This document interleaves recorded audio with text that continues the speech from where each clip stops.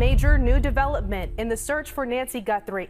The 84-year-old mother of Today Show co-host Savannah Guthrie went missing early February 1st and has been the subject of an intense search ever since. For most of her life, Nancy Guthrie was known as a quiet, dependable woman who carried her family through both joy and heartbreak. At 84 years old, she was seen as the steady center of her world, the kind of mother and grandmother who never missed birthdays, never forgot a phone call, and always kept her promises. After her husband Charles died suddenly of a heart attack in 1989, Nancy became both mother and father to her 3 children. She was only 47 at the time, still young enough to feel the shock of losing her partner deeply, yet strong enough to hide that pain behind responsibility. Friends described her as resilient and practical. She worked part-time as a bookkeeper, volunteered at church events, and made sure her modest Tucson home felt warm and safe. She raised Savannah, Annie, and Cam with strong values, reminding them that family always came first. Over the years, Savannah's career grew, eventually placing her in the public eye, and Nancy stood proudly in the background, never asking for attention. To everyone who knew her, she was loyal to her late husband's memory. She spoke of him gently, kept his photograph in the living room, and never showed interest in another relationship. That image, the faithful widow who sacrificed everything for her children, became part of her identity. But what no one realized was that while she was building this picture of stability, another life was slowly taking shape far away from Tucson. It was not loud or reckless at first. It began quietly, almost by accident, during a church retreat trip to Santa Fe in 1991. She told her children she needed spiritual healing and time to reflect. That was true. She was still grieving deeply. But during that retreat, she met someone who would change the path of her life in ways she never expected. Victor Ramirez was a widowed artist from Mexico City who owned a small but respected art gallery in Santa Fe. He was different from anyone Nancy had ever known. Where Charles had been practical and reserved, Victor was expressive and passionate. He spoke about art the way others spoke about faith. He believed life was meant to be felt deeply, even when it hurt. Nancy was drawn to his warmth and creativity. At first, they simply talked about loss, about what it meant to wake up each morning beside an empty space in bed.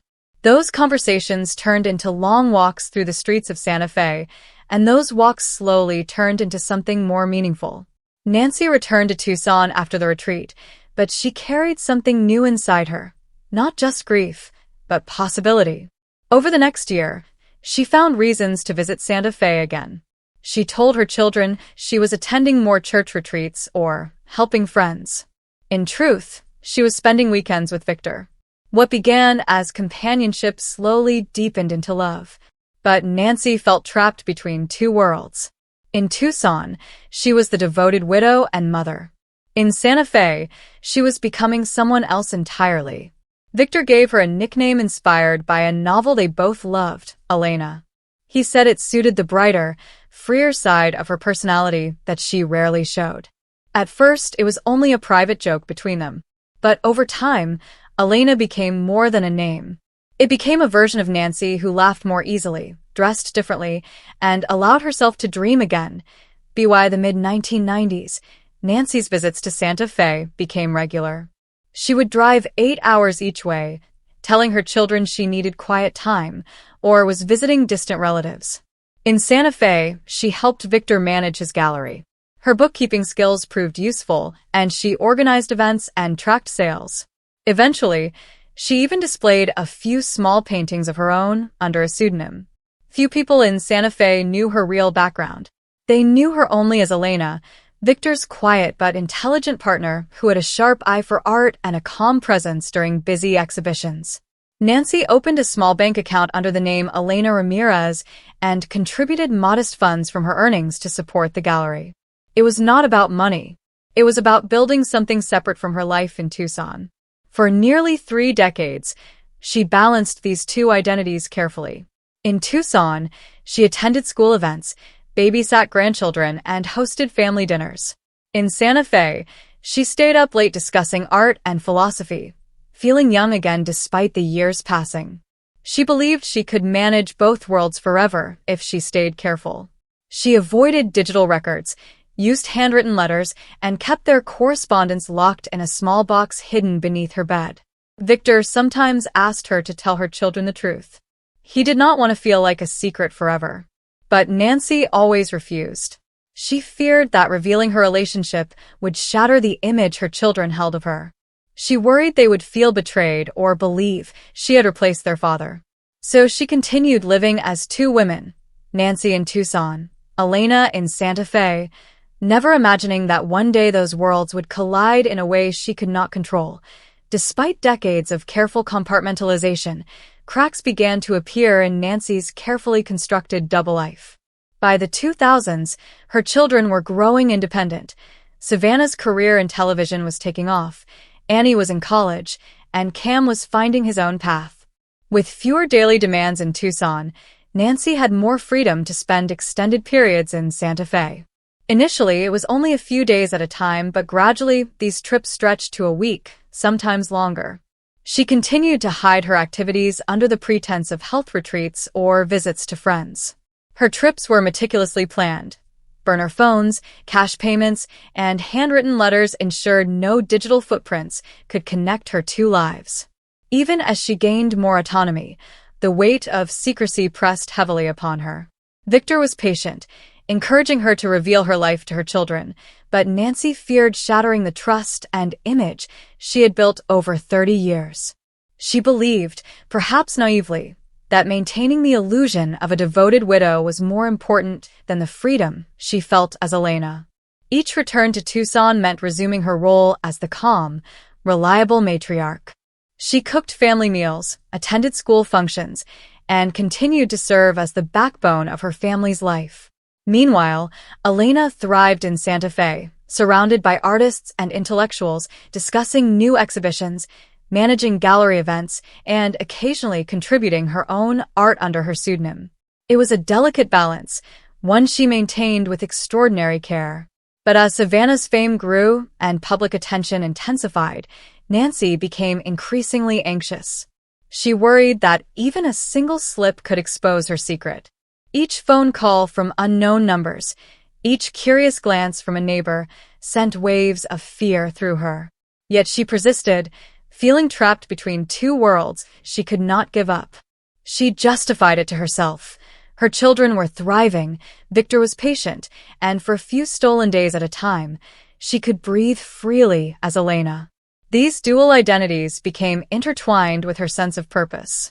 She was Nancy Guthrie, the mother and grandmother who never failed, and she was Elena Ramirez, the independent, passionate woman who lived quietly, but fully, in a world that was only partially hers. As the years passed, Nancy's routine became almost ritualistic.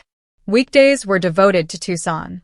She attended to household chores, prepared meals, and carefully monitored the milestones of her children and later, her grandchildren. Weekends were devoted to Santa Fe. She drove long hours to Victor's gallery, immersed herself in artistic discussions, and reveled in the freedom to express parts of herself that had been dormant for decades. She maintained a strict schedule, knowing that even a minor deviation could reveal her secret. Correspondence with Victor was conducted through letters hidden in a locked box beneath her bed, each note a careful reflection of their shared life. During the 2020 pandemic, when travel was impossible, their connection was reduced to clandestine video calls, conducted through encrypted applications to avoid leaving any trace. This period, while physically distant, was emotionally taxing. Nancy felt the weight of her dual existence more heavily than ever. Each day brought anxiety. What if someone discovered her? What if her children or Savannah's public associates found out? And yet, the pull of Elena, of the freedom and passion she experienced in Santa Fe, remained irresistible. It was a life she could not give up, even as the years demanded more of her body and energy. Chronic pain and heart issues complicated matters further. She sometimes forgot her medications during trips, and Victor worried about her health, urging her repeatedly to consider revealing her life to her children. Nancy refused, insisting that her secret was a necessary escape, a small refuge that allowed her to carry on her responsibilities in Tucson without suffocating under grief or routine. Her life was a careful balancing act, one that required constant vigilance, creativity, and emotional fortitude. The tension between her two lives reached a critical point in late 2025. Financial records revealed a suspicious transfer of $5,000 to an unknown account in Mexico. While the transfer was small, it suggested that someone might have discovered her secret or was attempting to exert pressure over her. Nancy's anxiety increased as she noticed unusual activity, strange phone calls, the occasional car parked suspiciously near her Tucson home, and fleeting glimpses of people she did not recognize. Victor grew concerned, urging her again to tell the truth, but Nancy remained steadfast. She feared that disclosure would destroy the image of the loyal, devoted mother that her children had relied upon for so long. In the final days of January 2026, her fears escalated. She felt increasingly watched, unsafe, and uncertain whom she could trust. On the night of January 31st, she was last seen at home after a family dinner. By early morning, her pacemaker had stopped, and drops of blood were found inside and outside her house. No signs of forced entry, no robbery, only a sense of mystery and urgency. Initially, the family considered the possibility of foul play related to Savannah's public profile, but as days passed and an unmarked envelope arrived at Savannah's New York apartment, the narrative shifted dramatically. Inside was a faded photograph of a younger Nancy with an unfamiliar man outside a Santa Fe cafe with a cryptic message on the back. Ask about Elena. This single photograph was enough to unravel decades of secrecy. The siblings were shocked, confronted with the realization that the woman they had trusted their entire lives had maintained an entirely separate existence. It was no longer a story of grief or illness. It was a story of two worlds colliding, of a family grappling with the truth about someone they thought they knew intimately. When investigators traced the photograph and the cryptic message to Santa Fe, the story of Nancy's double life began to unfold in full. Agents discovered that Victor Ramirez, now 80 years old, had been quietly running his gallery for decades, unaware that the mystery of Nancy's disappearance would suddenly bring scrutiny to his doorstep. Upon contact, Victor was visibly shaken but cooperative. He confirmed the decades-long relationship, explaining how Nancy, under the name Elena Ramirez, had helped manage the gallery, curated exhibits, and occasionally contributed her own artwork under a pseudonym. He described the careful measures Nancy took to maintain her anonymity: letters hidden in a locked box beneath her bed, burner phones, and cash transactions to avoid leaving digital traces. Victor recounted how she had always justified the secrecy. Her children were thriving, her grandchildren needed stability, and the truth would shatter the image of a devoted mother and widow. He emphasized that despite her fear and caution, the relationship was a genuine partnership. Victor also revealed that in the final weeks before her disappearance, Nancy had expressed growing unease. She felt watched and even reported unusual phone calls and a car following her in Tucson. Whether these events were coincidence or part of a larger plot remained unclear, but they highlighted the risks inherent in leading a double life.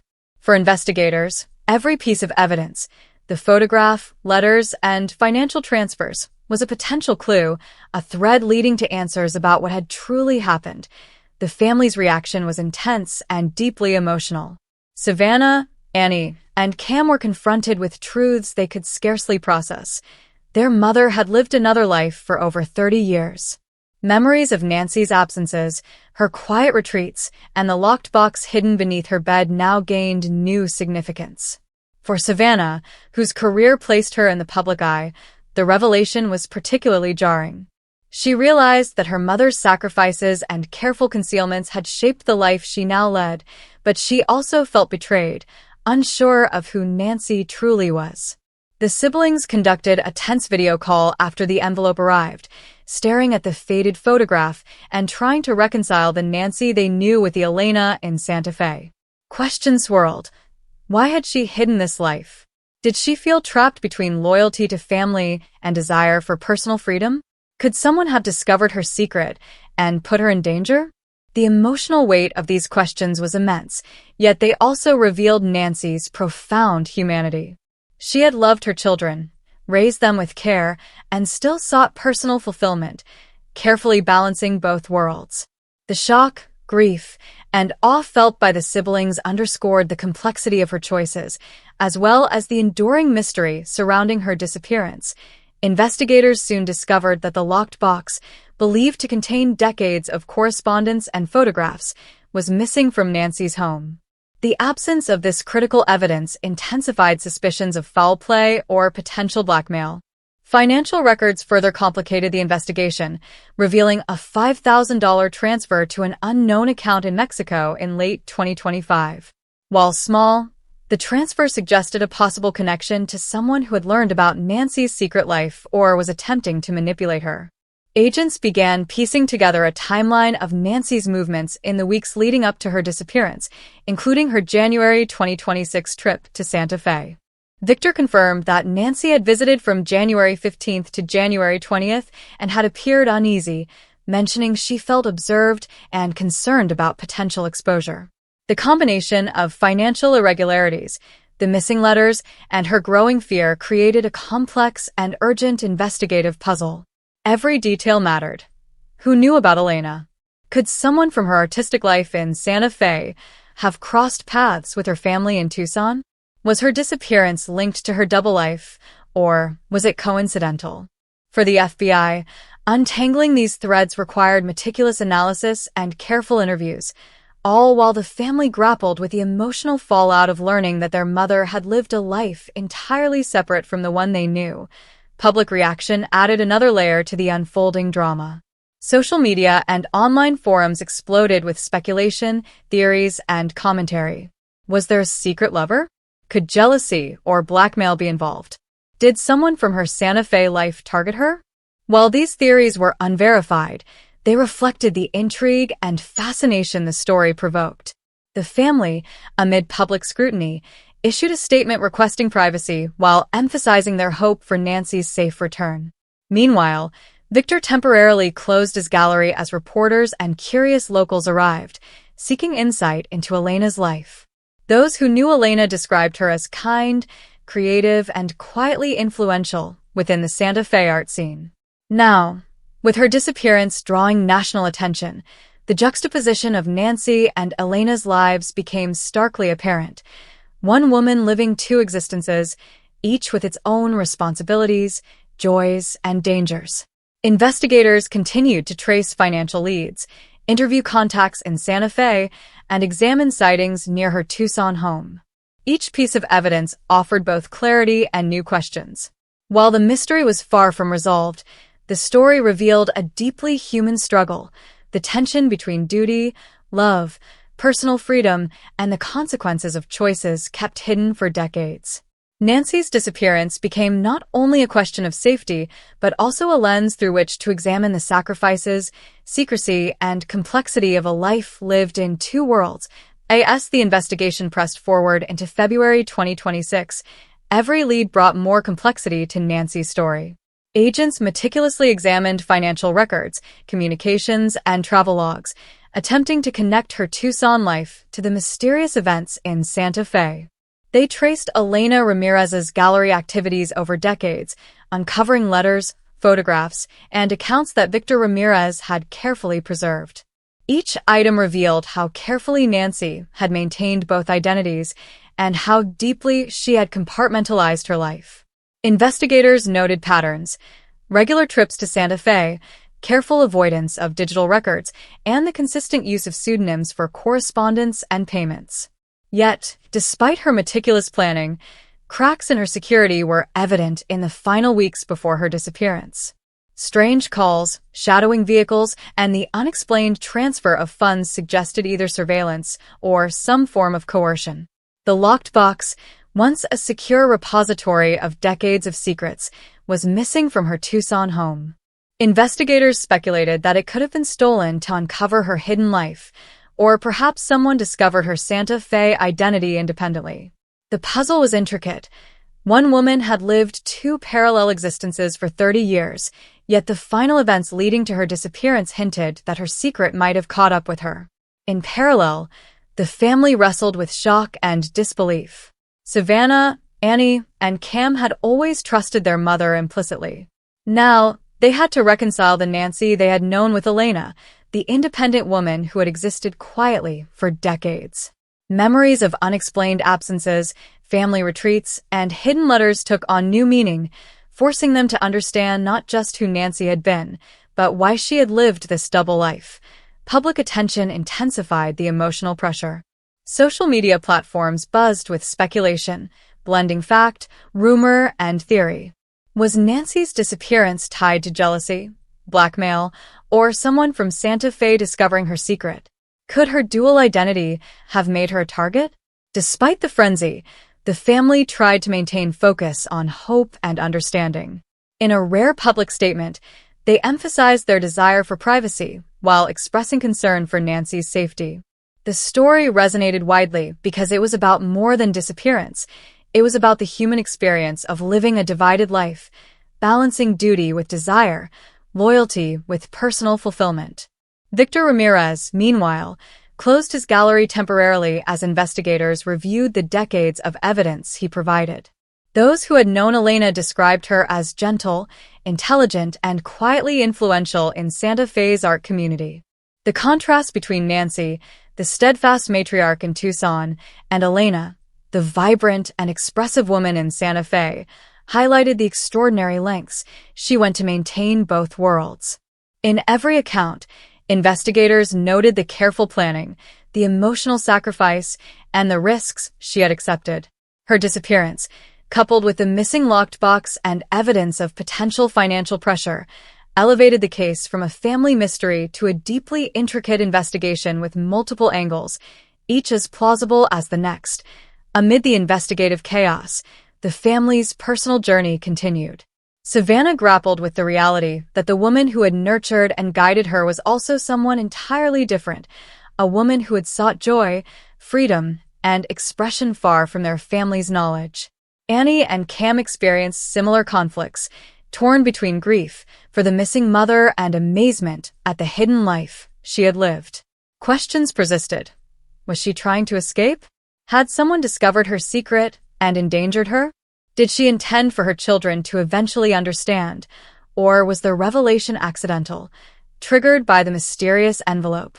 The combination of secrecy, decades of careful planning, and the sudden intrusion of the outside world created a profound emotional and moral complexity. The family had to navigate not only the fear for Nancy's safety, but also the sense of betrayal, confusion, and wonder. They reflected on her life with new perspective, recognizing the courage it took to maintain two identities and the desire for personal fulfillment that drove her to create a parallel existence. As the investigation moved forward, the story of Nancy Guthrie, or Elena Ramirez, became a lesson in human resilience, secrecy, and the tension between public and private lives. For 30 years, she had balanced devotion to her children with a personal escape that allowed her to remain fully herself, at least in part of the world. Her disappearance, while terrifying and unresolved, illuminated the sacrifices and hidden desires that often define human experience. The FBI continued to track financial leads, question contacts in Santa Fe, and re-examine sightings near her Tucson home. The missing locked box, believed to contain letters, photographs, and records of her dual existence, remained a critical piece of the puzzle. Public speculation, media scrutiny, and the family's own emotional struggle underscored how a single life, lived in secret, could reverberate across decades and communities.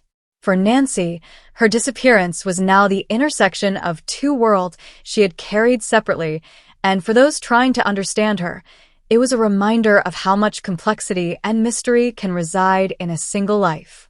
Whether her disappearance would be explained as the result of exposure, accident, or foul play remained unknown, but her story of love, secrecy, and the extraordinary balancing of two identities captured the imagination and sympathy of everyone who learned of it.